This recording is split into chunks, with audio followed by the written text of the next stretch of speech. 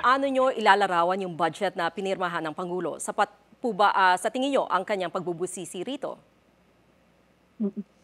Kung titingnan natin ang mga na-veto na line items na pinag-usapan ni President Marcos Jr. doon sa signing ng GAA, masasabi natin na inconsequential yung ginawa niyang line veto, particularly nung mga nandoon sa unprogrammed appropriations. Wala itong kinalaman doon sa mga pinananawagan ng mga sektor na i-veto ang congressional insertions na nagkakahalaga ng 289 billion pesos. Ang na-veto lang ng presidente na pwedeng sabihin nating pakinabangan ng executive branch pagdating sa pag-i-implement ng national budget ay yung 26 billion pesos lang na nandoon sa na-veto mula sa budget ng Department of Public Works and Highways. Pero yung 26 billion na yon, paulit-ulit ko ring sinasabi na napakaliit lang, less than 10% of the total congressional insertions that was included by the BICAM at the last minute. So, in a sense, parang nag-agree lang ang presidente dun sa version ng budget na ipinasa ng BICAM at wala itong pagbabago, hindi talaga nito marirestore ang zero subsidy sa PhilHealth. Wala rin itong magagawa para mabigyan ng additional funds, yung 50 billion cut para sa 4-piece program, yung cuts rin sa computerization program ng DepEd, wala itong maibibigay na solusyon. Okay, so ayon po kay BBM, resulta raw yung budget ng pakikinig nila sa sambayan ng Pilipino. Pero para po sa inyo, sumasailalim ba talaga itong pondo sa pangangailangan ng publiko? Ano ho sa tingin nyo?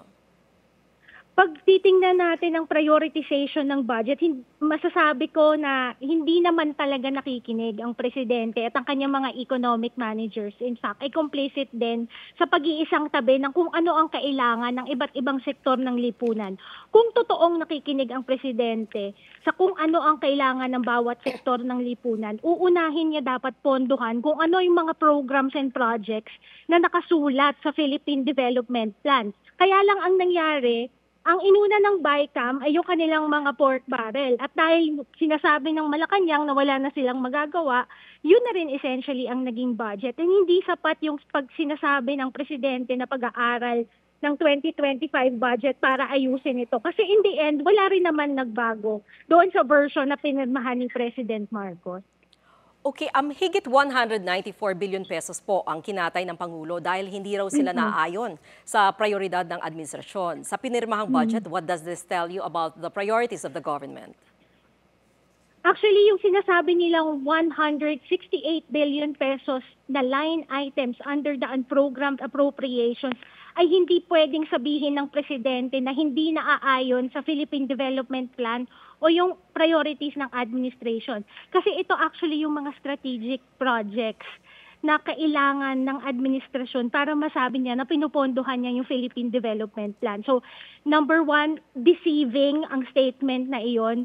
At pangalawa, nagsisinungaling sila sa taong bayan by saying na ang mga na-line veto ay mga bagay na hindi prioridad.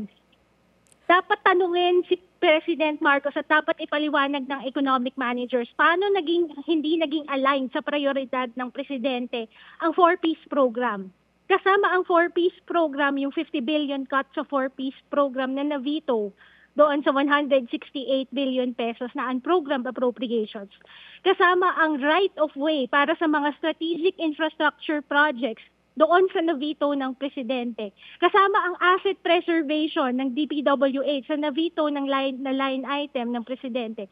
So sinasabi ba ng presidente na mas importante ang pork barrel kesa doon sa mga line items na hindi niya na-veto at mas aligned ang pork barrel kesa doon sa mga na-line veto na dapat sana sila ang nandoon sa programmed appropriations ng 2025 national budget. So, tulad nga ho, no, sa tingin nyo, marami pa ho talagang question. Pero kung kayo po ang magre-repaso ng pondo, ano ang mga sektor o ahensya ang bibigyan nyo ng malaking pondo at ano sa tingin nyo ang inyong babawasan? Unang-una sa lahat, para mag-comply tayo ng tama at walang pagmamagic sa accounting ng education sector, dapat binibigyan talaga ng prioridad ang mga education institutions, hindi lang ang DepEd, kundi ang CHED, na nag-suffer din ng cut, ang mga SUCs or State Universities and Colleges, ang TESDA para sa textbook education.